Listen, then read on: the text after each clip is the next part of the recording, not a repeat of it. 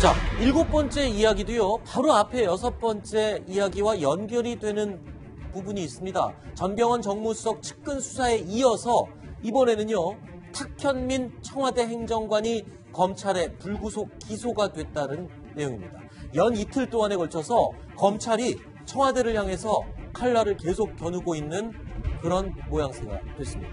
문재인 대통령의 목심이라고 불리는 탁현민 행정관까지 노리고 있는 검찰의 속내, 과연 무엇일지 좀 짚어보도록 하겠습니다. 자, 송찬욱 기자. 네.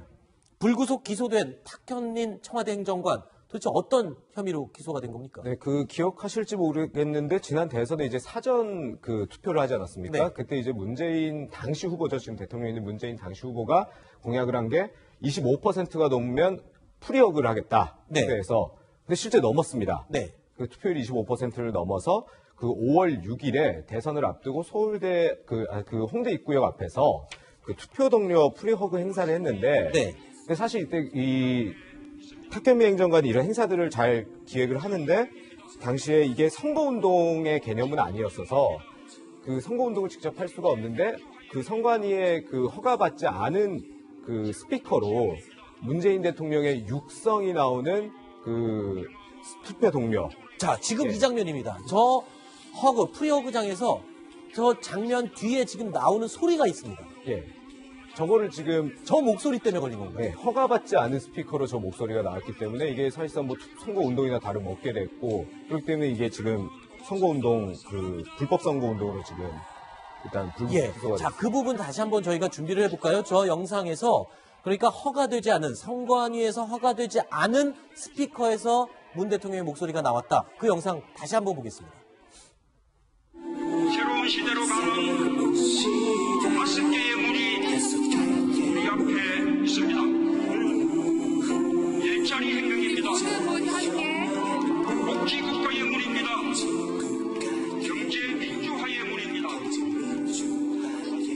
새로운 정치의 문입니다. 자, 지금 들으셨던 바로 저 말소리, 저 스피커가 이제 문제가 됐던 거군요. 자, 저게 문제가 되는 겁니까? 불법 선거운동 맞아요, 엄기래요. 왜냐면 저기가 이제 선거운동하는 자리가 아니기 때문에. 네. 그러니까 법대 교수인 조국 교수도 그 얘기 하잖아요. 네. 여기서 문재인 후보 지지하면서 저희가 얘기 못 한다고 선거운동을 하면 안 되니까. 네. 그렇기 때문에 탁현민 행정관이 본인이 와서 마이크 잡고 문재인 후보를 찍어주십시오는 안 했지만. 네. 어쨌든 본인이 이제 음성을 튼 거기 때문에 이제 엄격하게 말하면 불법 선거운동은 맞습니다. 그런데 오늘 이제 청와대 관계자 저런 반응을 보였어요. 탁현민의 혐의는 통상 선관위 경고감이다. 네. 행사장에서 흔히 있는 일이다. 5월 8일에 수사 의뢰한 것을 이제야 불구속 기소하되 정말 대단하다. 네. 굉장히 이제 불만 어린 목소리 아니겠습니까? 네. 그러니까 청와대 관계자 얘기는 야 이거 건이 그렇게 큰 건이 아닌데 네. 이거 그냥 기소 안 하고 넘어가면 되는 건데 이런 걸 왜 불구속 기소냐 이건데요. 네. 저는 그렇게 보지 않아요. 저는 오히려 반대로 봐요. 그러니까 검찰에 대한 불만이거든요. 근데 저는 왜 반대로 보냐면요. 마이너한 건, 그러니까 별거 아닌 건인 건 맞습니다. 선거법 위반이긴 하지만 만약에 그러니까 국회의원 선거 같은 게 후보가 저렇게 했다고 하면 선거법 기소돼도 100만 원 넘어야 배지 떨어지거든요. 네. 100만 원 벌금형 100만 원 아래로 나오면 굉장히 적은 위반이긴 해요. 그러니까 별건 아니긴 합니다. 그런데 이거 서울시 선관위가 고발한 사건입니다. 만약 이거를 검찰에서 그냥 경고 정도로 끝내고 기소유예든지 기소 안 하면 어떻게 될까요? 야당 이거 모르겠습니까? 그렇죠, 알겠죠. 당연히 들고 나가고 이거 뭐 탁현민 행정관 봐주기 않냐? 검찰이 뭐 또 청와대 줄 섰다. 야당 난리 날 겁니다. 네. 그렇기 때문에 사실 저거는요. 불구속 기소하고 네. 물론 재판만 하기 귀찮지만 그냥 약간 이제 낮은 형 받고 마무리 짓는 게 장기적으로는 청와대와 탁현민 행정관 전도 도움되는 거라고 봐요. 그건 이제 김태현 변호사의 네, 의견이고 서로 또 네. 시기로 봤을 때 지금이 어떤 시기입니까? 지금 변창훈 검사가 스스로 목숨을 끊은 이후로 검찰의 칼날이 지금 적폐청산이 아닌 청와대로 향하는 게 아니겠냐라고 지금 의심의 눈초리를 받고 있습니다. 여러모로 그 시기가 굉장히 묘한 시기예요. 지금 저희가 그 얘기를 CG로 그래픽으로 죄송합니다. 그래픽으로 정리를 해봤습니다. 그러니까 국정원 수사 방해 혐의로 변창훈 검사가 스스로 목숨을 끊은 그 바로 다음 날 전병헌 측근 청와대 살아있는 권력인 청와대 정무수석의 측근이 긴급 체포가 됐습니다. 그리고 곧장 바로 다음 날 탁현민 행정관이 선거법 위반으로 불구속 기소가 됐는데 이게 왜 그러냐면요. 바로 다음 날 내일이요. 이 탁현민 행정관의 이 혐의에 대해서 선거범죄 기소 만료일이었습니다. 그러니까 기소 만료일 하루를 앞두고 탁현민 행정관의 이 혐의에 대해서 불구속 기소를 했다. 이게 나흘 동안 일어난 이 일들이 연관성이 과연 없을까? 검찰이 지금 무언가 지금 내부에서 일어나고 있는 어떤 의견들에 대해서 움직임이 있는 게 아니라 이런 해석이거든요. 뭐 그렇게 볼 수 있죠. 네. 지금 이제 전병헌 수석이나 탁현민 행정관 같은 경우는 두 사람이 갖는 정치적인 무게감이 한 사람은 청와대 정무수석이고 네. 한 사람은 의전비서관실 행정관입니다. 또 대통령의 최측근으로 알려진 인물이기 때문에 저 정도 인물들에 대해서 어떤 법적인 조치를 한다는 것은 검찰 내부에서 검찰총장까지 어느 정도 알고 있다라고 봐야 되거든요. 그렇죠. 그러면은 이런 걸 다 걷어내고 그냥 단순하게 법적인 논리로만 보면 문제 있으니까 그냥 검찰에서 하는 거 아니냐라고 볼 수도 있지만 최근에 여러 가지 흐름을 봤을 때는 이게 좀 간단치가 않다라는 거죠. 그런 적폐청산 수사에 대한 일정의 반발 심리도 깔려 있고 네. 또 공수처 출범이라든지 검경 수사권 조정 등등까지 내다본 상당한 검찰 내부의 어떤 좀 일정한 드라이브가 좀 진행되고 있지 않나 이렇게 볼 수 있는 측면이 있습니다. 알겠습니다. 물론 김태호 변호사의 의견 충분히 이해하고 존중합니다. 감사합니다. 알겠습니다. 자, 다음 순위 내용이 또 준비되어 있습니다. 오늘 6위로 꼽은 내용인데요. 8번째 이야기입니다. 보시겠습니다.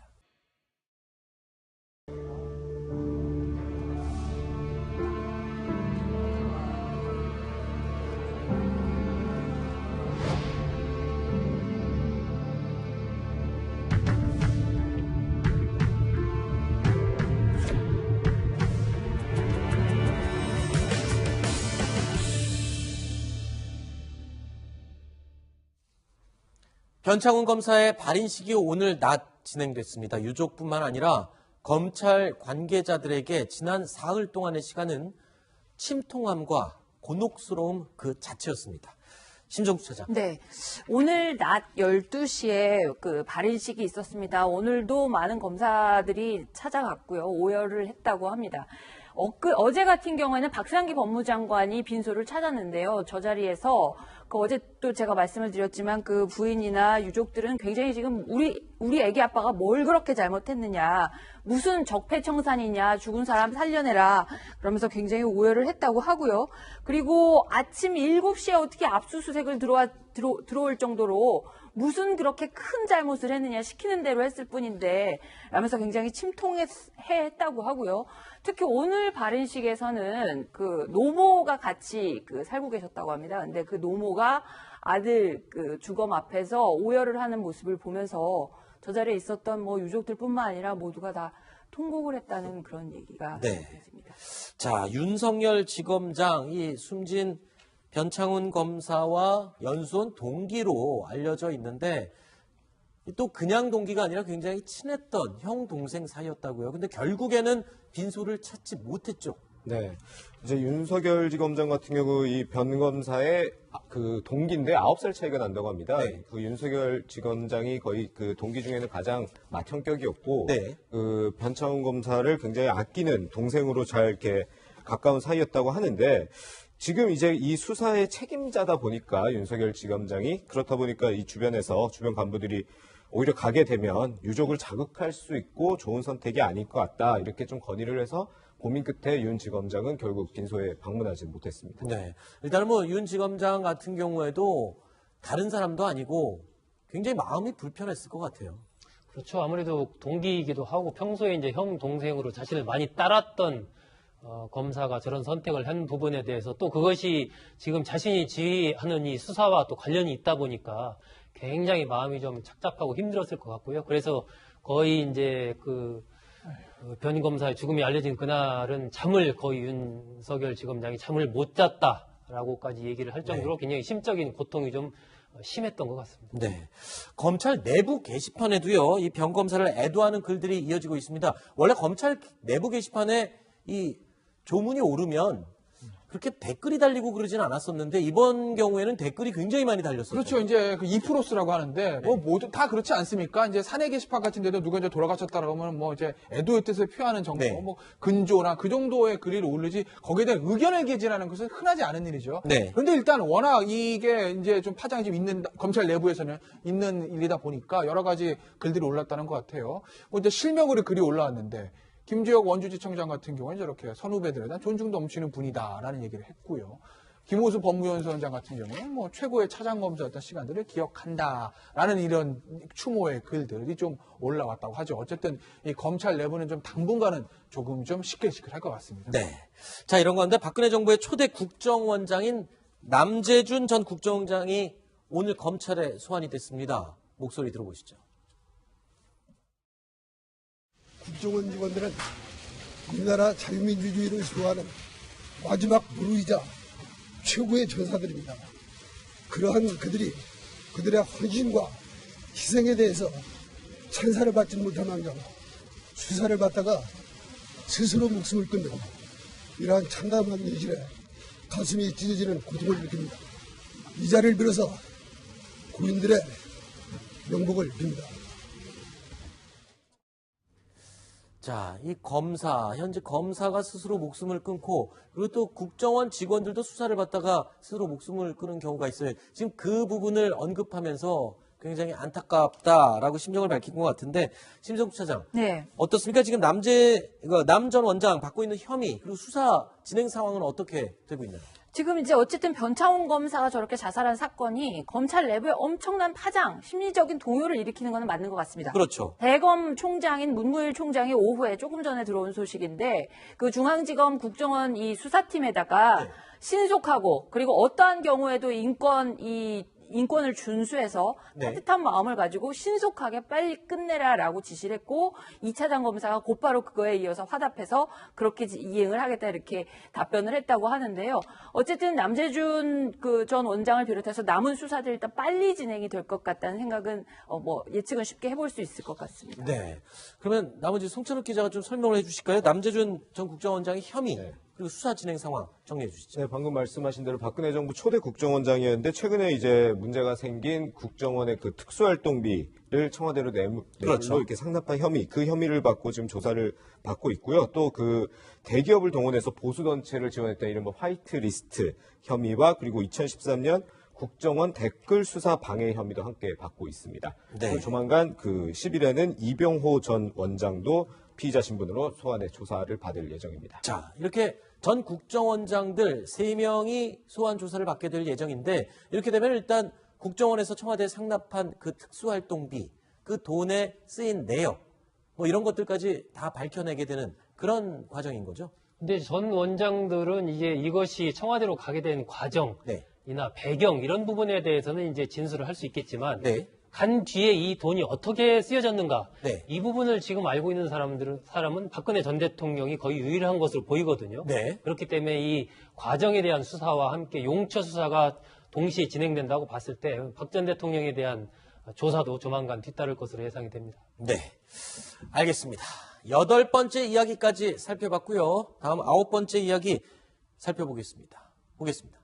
뭡니까? 네, 그 기억하실지 모르겠는데 지난 대선에 이제 사전 그 투표를 하지 않았습니까? 네. 그때 이제 문재인 당시 후보죠. 지금 대통령이 있는 문재인 당시 후보가 공약을 한 게 25%가 넘으면 프리허그를 하겠다. 네. 투표에서. 근데 실제 넘었습니다. 네. 그 투표율이 25%를 넘어서 그 5월 6일에 대선을 앞두고 서울대 그 홍대 입구역 앞에서 그 투표 동료 프리허그 행사를 했는데 네. 근데 사실 이때 이 탁현미 행정관이 이런 행사들을 잘 기획을 하는데 당시에 이게 선거운동의 개념은 아니었어서 그 선거운동을 직접 할 수가 없는데 그 선관위의 그 허가받지 않은 그 스피커로 문재인 수요는 안 했지만 네. 어쨌든 본인이 이제 음성을 튼 거기 때문에 이제 엄격하게 말하면 불법 선거운동은 맞습니다. 그런데 오늘 이제 청와대 관계자 저런 반응을 보였어요.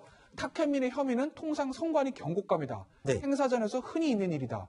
5월 8일에 수사 의뢰한 것을 이제야 불구속 기소하되 정말 대단하다. 네. 굉장히 이제 불만 어린 목소리 아니겠습니까? 네. 그러니까 청와대 관계자 얘기는 야 이거 건이 그렇게 큰 건이 아닌데 네. 이거 그냥 기소 안 하고 넘어가면 되는 건데 이런 걸 왜 불구속 기소냐 이건데요. 네. 저는 그렇게 보지 않아요. 저는 오히려 반대로 봐요. 그러니까 검찰에 대한 불만이거든요. 근데 저는 왜 반대로 보냐면요.